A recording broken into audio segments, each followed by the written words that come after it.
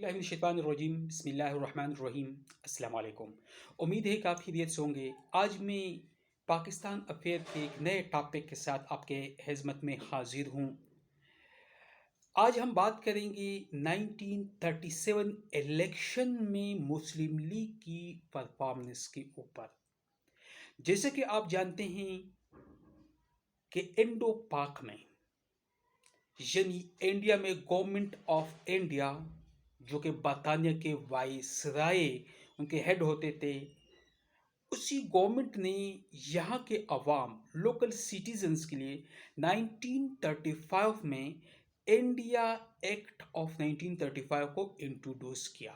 इस एक्ट का बुनियादी मकसद ये था कि जो कॉन्स्टिट्यूशनली प्रॉब्लम है, डेडलॉक हैं लोकल लेवल पे, जो कि मुख्तलिफ पार्टीज़ जो है, जो कि Congress, all India Muslim league और दीगर जो छोटी जमाती थी, पार्टीज थी, वो डिमांड कर रही थी कि यहाँ के लोकल लोगों को राइट्स दे, लोकल लोगों को right of vote they, local लोगों को right of self determination they, local लोगों को freedom of speech they.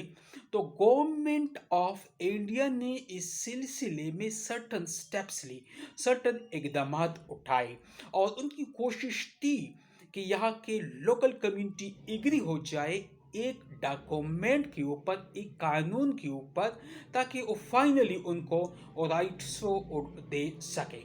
Sorry to से कि इस लेवल पे एग्रीमेंट नहीं हो पा रही थी। इस सिलसिले में अगर हम थोड़ा बैक में जाए तो ये सिलसिला जब शुरू हो गया तो इसमें साइमन कमीशन रिपोर्ट की अगर हम बात करते हैं, साइमन कमीशन रिपोर्ट जो है अंग्रेज 7 ऑफिशियल 7 रिप्रेजेंटेटिव पे मुश्तमिल था, जिसमें लोकल कम्युनिटी की रिप्रेजेंटेशन नहीं थी। वो लोग जब यहाँ आए, उन्होंने जब यहाँ स्टडी की लोकल यहाँ के सिस्टम को, यहाँ के लोगों को, यहाँ के राय ली, यहाँ के सिस्टम को किया, तो उन्होंने अपनी एक रिपोर्ट पेश की, जो उस रिपोर्ट को साइमन कमीशन रिपोर्ट कहते हैं, और mister Simon was the head of that commission. उनकी रिकमेंडेशन वगैरह सामने आई। उस रिकमेंडेशन में उन लोगों के लिए प्रपोजल की पेश की गई, लेकिन लोकल लेवल पे जो पार्टीज थी, कांग्रेस और ऑल मुस्लिम लीग, जो कि यहाँ के दो मेजर पार्टीज थी, उन्होंने इसको रिजेक्ट की। फिर उसको अल्टरनेटिव के लिए कायद आज़म ने दिल्ली प्रपोजल पेश की। फिर उसके बाद नेहरू रिपोर्ट सामने आता है। फिर फर्दर एक और स्टेप कायद आज़म की 14 पॉइंट्स जो मुस्लिम रिप्रेजेंटेशन के हवाले से है, मुस्लिम नुमाइंदगी के हवाले से है, वो पेश होती हैं।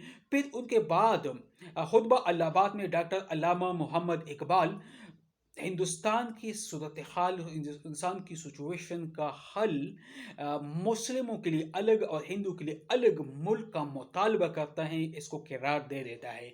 फिर उसी के बाद 1930, 1931 और 1932 में, 1930 में फर्स्ट राउंड टेबल कॉन्फ्रेंस, फिर 1931 में सेकंड और 1932 में थर्ड राउंड टेबल कॉन्फ्रेंसेस जो है उनकी अरेंजमेंट होती है, इंतज़ाम होता है।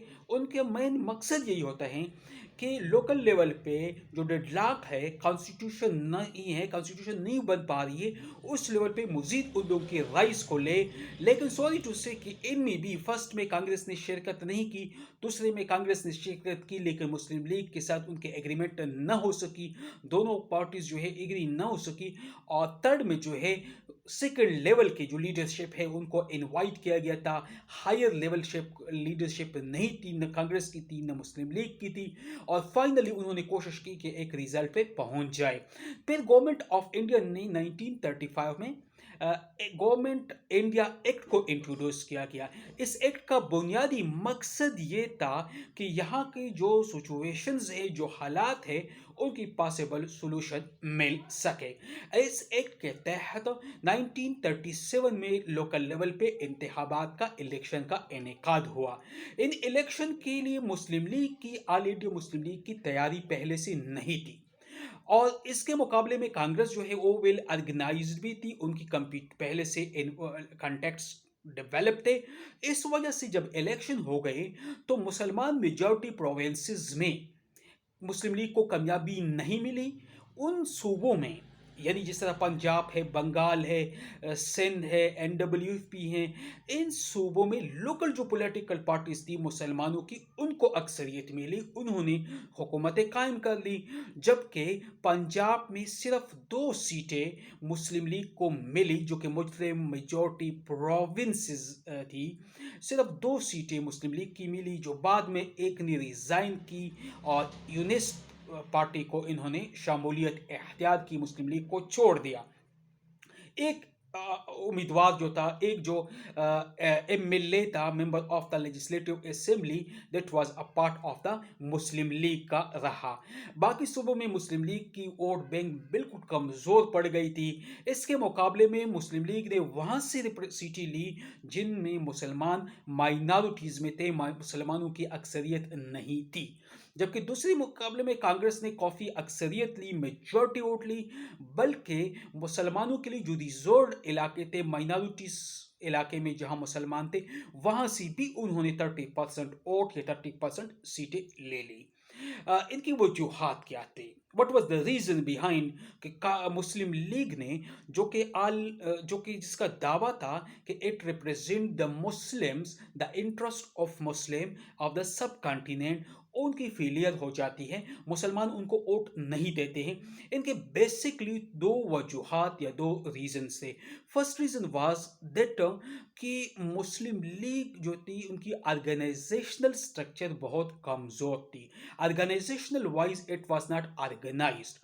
1934 में कायदे अज़म आए, कायदे अज़म ने कोशिश शुरू की ऑर्गेनाइजेशन की, लेकिन 34 से लेके 37 तक सिर्फ 3 साल का दौरानिया है, सिर्फ 3 साल है, तो इसमें प्रॉपरली ऑर्गेनाइजेशन पॉसिबल नहीं हो सकती है। प्रॉपरली ऑर्गेनाइजेशन न हो सकी, एक तो ऑर्गेनाइजेशनल स्ट्रक्चर है, जब ऑर्गेनाइजेशन स्ट्रक्चर वीक थी तो उनके कॉन्टैक्ट्स नहीं थे लोकल कम्युनिटी के साथ, लोकल कम्युनिटीज के साथ उनके लेग्स डेवलप नहीं थे, लोकल लेवल पे उनकी रिप्रेजेंटेशन प्रॉपरली नहीं थी, ग्रास रूट लेवल पे उनका वर्कआउट बिल्कुल जीरो था।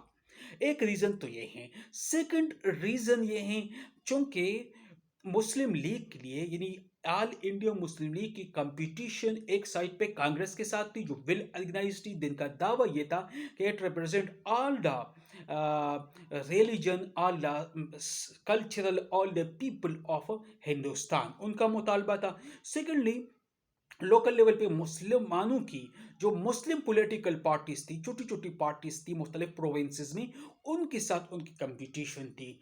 चूंकि वो लोकल लेवल पे काफ़ी ऑर्गेनाइज थे, उनकी लोकल लेवल पे ग्रास रूट लेवल पे उनका बहुत काम हुआ था, उन्होंने बहुत इस्टेब्लिश किए थे लिंक्स। जिस तरह के पीके में अगर हम बात करते, खुदाई हिजमत गौर, खुदाई हिजमत गौर जो बादशाहान मूवमेंट, उन्होंने बहुत काम किया था, और लोगों के साथ पार्टिसिपेशन होती थी, उनके अपने स्लोगन्स थे, तो इस वजह से उन्होंने वहाँ अक्सरियत हासिल कर ली। इसके अलावा सिंध में जो लोकल नेशनलिस्ट पार्टीज थे, दे वर स्ट्रांग। पंजाब में जो है अपनी पार्टीज जो थे, दे वर आल्सो स्ट्रांग।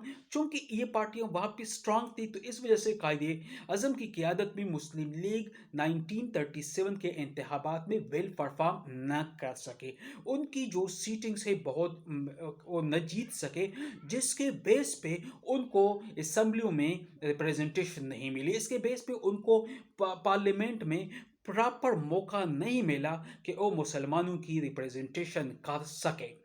तो आज के इस सेशन में, आज के इस शॉर्ट वीडियो में बुनियादी तौर पर मैं आपको ये बताने वाला था, आपको ये समझाने वाला था कि जब 1937 के इंतखाबात हो गए, जो कि पहले इंतखाबात थे जिसमें लोगों ने अंडर द 1935 एक्ट के तहत वोट का इस्तेमाल किया, उन इंतखाबात की रिजल्ट में मुस्लिम लीग की परफॉर्मेंस बहुत वीक थी, बहुत कमज़ोर थी। मुस्लिम लीग ने मुस्लिम मेजॉरिटी प्रोविंसेस में भी वेल परफॉर्म नहीं किया, और उसके मुकाबले में उन इलाकों से ज़्यादातर अक्सरियत मुसलमान इलाकों की जो छोटी छोटी पॉलिटिकल पार्टीज थी, उनको वोट बैंक मिला, उनको वोट मिला।